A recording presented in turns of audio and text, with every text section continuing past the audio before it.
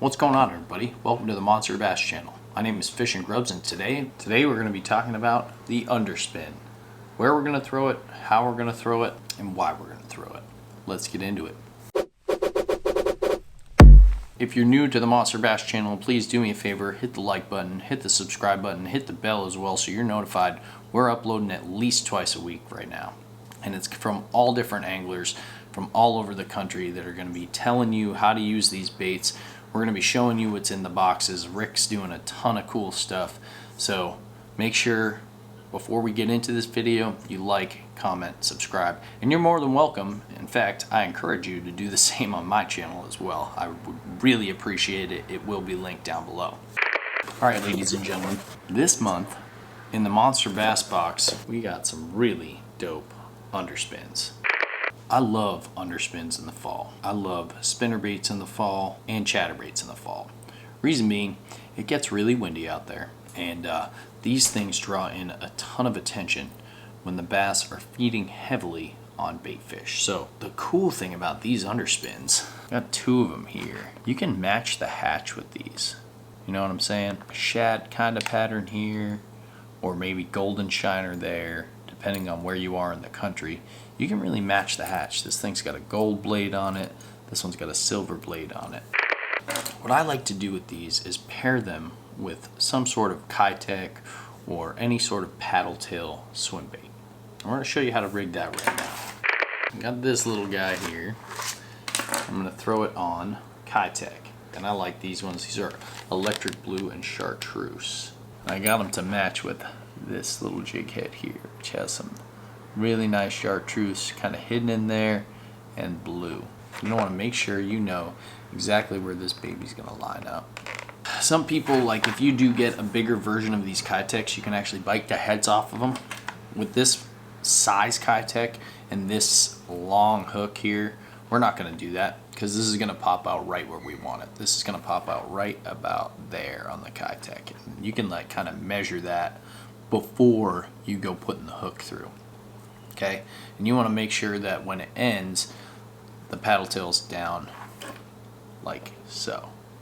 Okay, so you know that this is the end. You want to come in upside down around the hook and in, just like that. The reason why I use Kitech, this is a specific brand. They're a little more expensive than a lot of the paddle tails out there, but boy, let me tell you, it's like a Yamamoto Senko. This salt content in these things, oh, and the stench. They're just nasty smelling. But man, when I put my mouth on that, all it can taste is the salt. When a bass gets its mouth on one of these Kitechs, they do not let go. And in the colder months, as the water cools off, the scent travels further. So having something like this on the back, that's just going to increase the number of bites and the number of bites that hold on for dear life.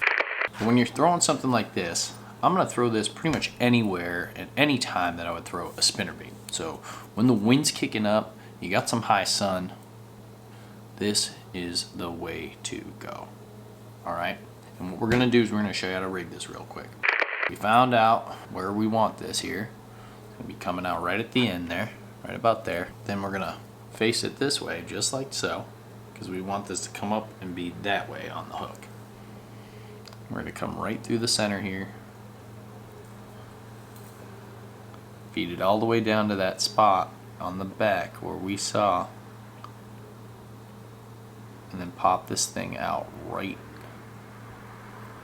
there. Slide it right up the hook, and this, I love the hook keeper on this. Love the hook keeper on this. That's going to keep that Kitech from sliding off.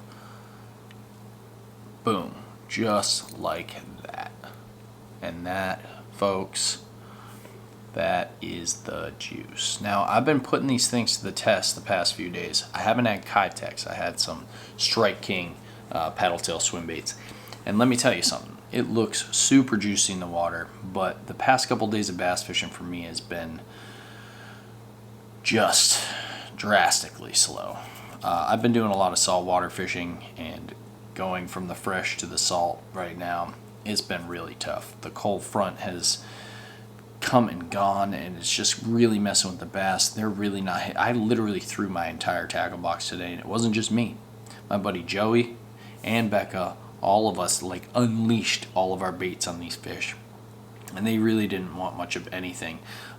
We ended up getting like 2 bass, a pickerel today on Sankos, and that's it. Like wacky rig and 1 Texas rig. It was horrendous.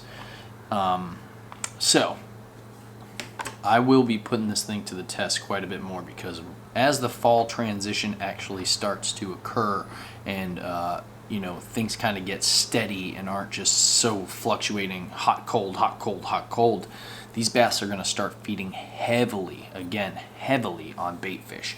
So throwing something like this, where they're seeing this action down below, like a small bait fish with a little bit bigger bait fish, these bass are going to come up and just chomp this bait.